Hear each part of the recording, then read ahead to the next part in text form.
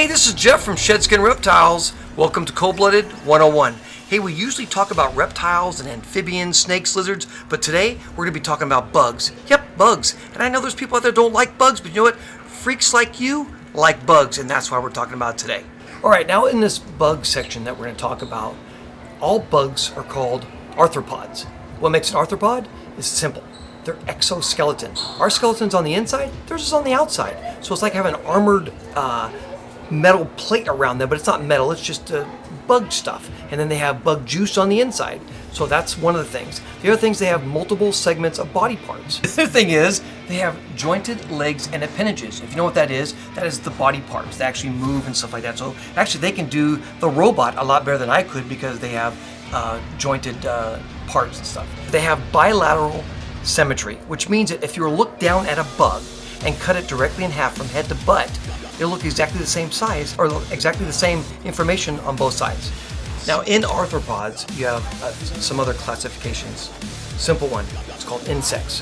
What makes an insect? Grasshoppers, butterflies, beetles, ants, and so on and so forth. You look up the rest. Arthropods are 90% of the animal kingdom. Holy crap, we're gonna be here a long time. What makes it insects? Is they have 3 distinct body parts. 6 legs. As adults, they have wings and antennas. Probably antennas are for either better HBO or AM/FM radio. Don't know. The next we're going to talk about is arachnids. Pretty popular name. Everybody thinks of spiders. But we're talking about spiders. We're talking about ticks. We're talking about mites. We're talking about scorpions. Pretty weird. Now these guys make up 65,000 different species in this world. Again, we're going to be here a long time. Now what makes up an arachnid? We're talking about 2 parts. We're talking about 8 legs, and we're talking about that the mouth has been modified. What does that mean? We're talking about modified, like spiders, fangs. Chilopods are next. We're talking about centipedes. What makes these guys centipedes is multiple legs, but they don't have a couple hundred legs. So I tried counting them one time. There's about 50, and I got bit, and I said no more. Now these guys make almost 3,000 different species of these guys. That's a lot. We're going to be here again for a while. Next is dilopods. We're talking about millipedes. Maybe a couple hundred legs? Probably not. But these guys have numerous pairs of legs per segments of their body. Well-defined head also, antennas, and also they're cylindrical, which means if you don't know what that is, that it's from like a paper towel type roll. You put legs on each side and it's round. This is a Vietnamese centipede, and when we first look at it, you're going to notice that it looks like he has a head on both sides, but that is to make you believe that there's a head on both sides so he can attack you from either way. So when we looked at this thing, multiple feet, and also where the head's at, you'll notice that the 2 pinchers are the ones that are going to bite into you. This guy right now is just drinking some water. As you can tell, those are his pinchers right there. Those are the ones that grab onto your finger or whatever and start digging into your body and giving you a lot of venom. This is his rear end. You notice these things are feelers. They actually can feel and grab onto you if I press too far. These are his antennas. Now this is your Madagascar hissing cockroach. What makes it a hissing cockroach? And for those of you that ask all the time, why is it, or does it hiss? Of course it hisses. There's little tiny holes along his body, and that's where the air expels. Now this is your 2-part beetle here. It's got 2 parts, a distinctive head, it's got antennas, all right? And it's got multiple legs, 6 legs, so this belongs to your insect family. Exoskeleton, there you go.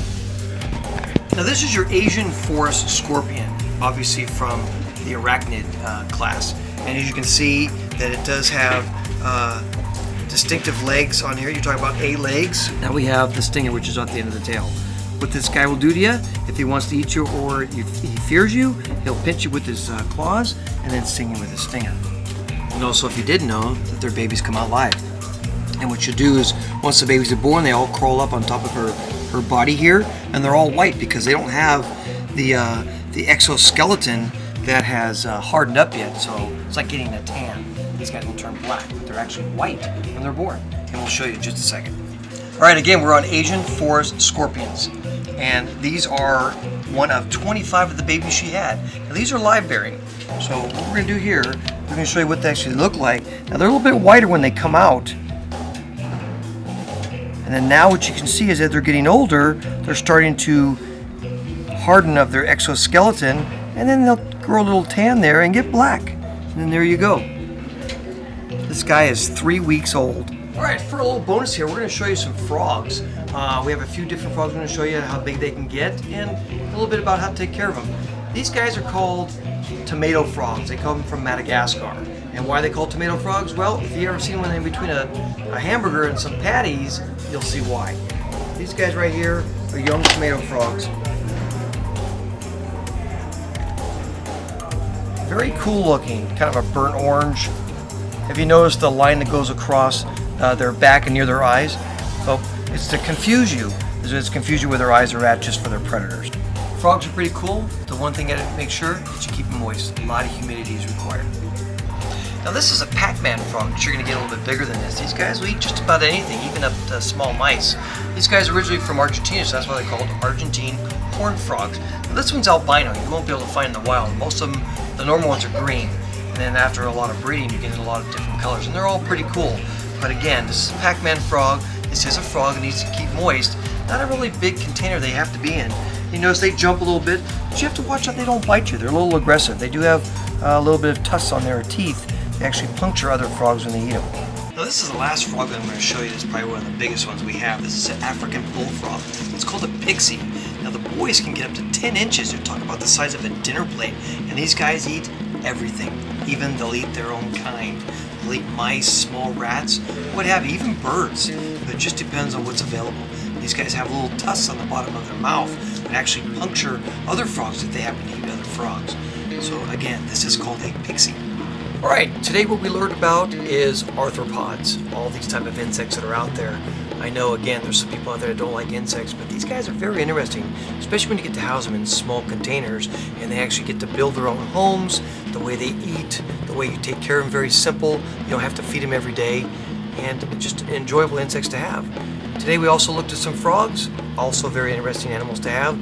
They're not out in the backyard where you have to chase them. They actually have to have a specific type of terrarium. There's a lot of moisture involved, so you don't have your frogs that dry out. And their eating habits are not too aggressive like the last ones you saw where they're actually eating rodents. We do have frogs that just eat insects. There you go. And as Elvis would say, thank you very much. How's it going, guys? This is John with Shed Skin Reptiles, Cold-Blooded 101. It's time for Animal of the Week. This week, Colombian red-tailed boa. These guys are awesome. This is one of my favorite ones. It's not nothing special. You can tell it's called a red tail because of its tail. It actually has a red tail. These ones here, they are live birth because they are boas. As babies, they're born at about 3 grams, almost 20 centimeters long. In the first year, they can grow up to 4 feet with proper maintenance. As babies, you want to put them inside of a 20-gallon tank and go up from there. As adults, you're going to want something that's 4 by 2 by 2 with a lot of ground space or a little bit bigger.